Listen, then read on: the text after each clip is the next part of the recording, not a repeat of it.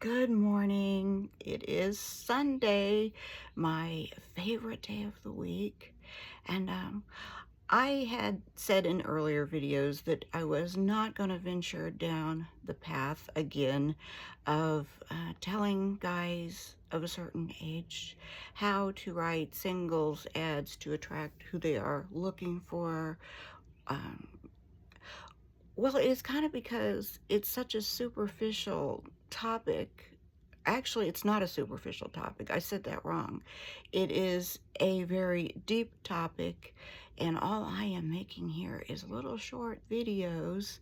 So even if I could take a look at your singles ad, and I would do that, and I can help you reword things and point out more of your strong positive features that a woman might be looking for. It is putting a, sometimes, not always, but sometimes it's like putting a band-aid on an area that probably needs surgery. You probably know if it's something you should embrace and work towards changing permanently. Because say you write just the perfect ad and attract the right person in, eventually it comes down to you have to be yourself. And guys, I don't know if you're going to like me saying this or not. You can always thumb it down if you don't, I guess. People have done that already.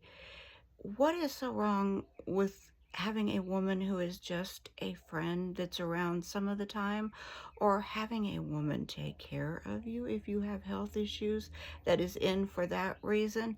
It is, you guys are all about your sexuality and the proclivity of whatever fetish or thing that you're looking for, and a woman has to be a certain look and a certain age and all that, and it's keeping you from probably being real. But I have some advice, and this is, I mean this sincerely. If you have a off-the-wall somewhat fetish or difference in what you're looking for, take a woman out to dinner and sit down with her in a quiet place where people don't have to all share what you got going. Don't take her to the Chuck E. Cheese, okay, or something like that where it's loud, and explain to her honestly what you're hopeful to find. And even if it is a little odd, it's best that you just broach the topic. You'd be surprised, or maybe you're not, how many guys that have these strange proclivities and they hide them for years from their significant other because they've been lucky. But almost always, eventually, everything comes out in the wash. So here's just something that you might consider. If you are single and you don't want to mislead anyone, and that is the best way to go, and you explain to her what you're into and she's just not ever going to be on the same page, why not just say stay single? That way people may not like you for what you're doing, but you're not misleading anyone, and that's a far better situation than trying to be somebody's daddy or grandpa and pretend to be all wholesome and sweet when you know you got this whole other side to you that you are keeping under the rug, so to speak. If you want somebody to get involved with whatever your thing is, whatever your bag baby is, then you know where all the adult sites are. Contact a woman or a man, depending on what gender you are, once or twice whenever you can afford it, and just be happy and leave it there. You might be more lonely, but if you got your guy friends, if you want to watch the football game or sports or what have you, or go to the well, of course I like to go to the shooting range myself, but either keep the woman as a friend and don't subject her to that. But I strongly suggest if you've got odd proclivities, that you don't pretend to be a role that you should not be in and later have it be discovered.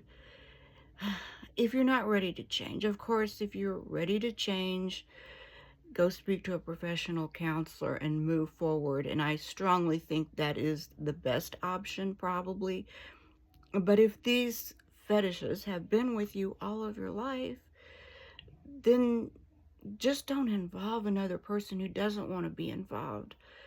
I know of people who try to involve other people in their fetishes because the other person will comply. They end up strongly disliking you in the big picture for subjecting them to that. If you've got these thoughts, repeated thoughts in your head, and there's a woman online I listen to every day, she thinks they're actually demons. If you've got these personal demons, then if you can't rid yourself of them, then at least just enjoy them with a person who's on the same page. There are people that will indulge you for a fee and they get something out of it, and you're putting money back into the economy. you know, Look at it as a win-win. But anyway, I hope this has helped because I'm being very, very careful about what I say, and I'm not deliberately not leaving examples on here. Is I want to the few people that ever contact me, I want to answer your questions, but I do not want to get strikes because I intend to try to get monetized within the next couple of months. And like I said, I am absolutely doing this to help out my son because what I want to do is see him quit a job in a dangerous part of town and maybe get off his feet because he's in a lot of pain every day. Anyway, thank you for stopping by and have a wonderful weekend.